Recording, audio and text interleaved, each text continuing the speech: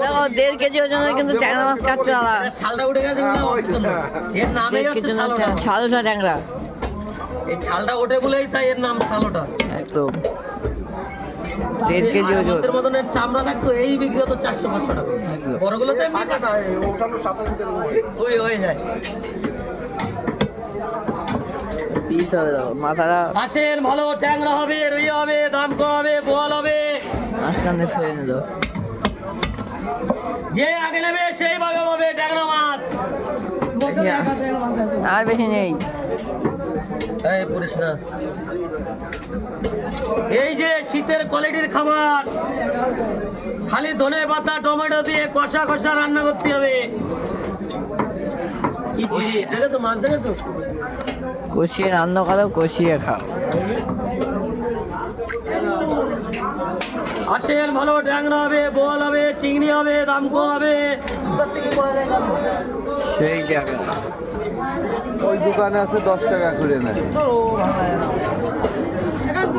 আরে direct completion দিয়ে পাঠাও। জমিয়ে কষিয়ে রান্ধো, জমিয়ে খাও। কমপ্লিশ দেখো আমাদের নির্মলা কমলেশ জমিয়ে রান্ধো, এই যে রিয়াজি কাশির মতন চর্বি হবে।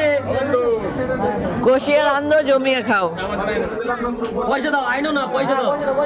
ওইভাবে মনে রাখা যায় না। পয়সা দাও ভাই, 20 টাকা করে দাও, সব 20 টাকা করে দাও। দেখো দেখো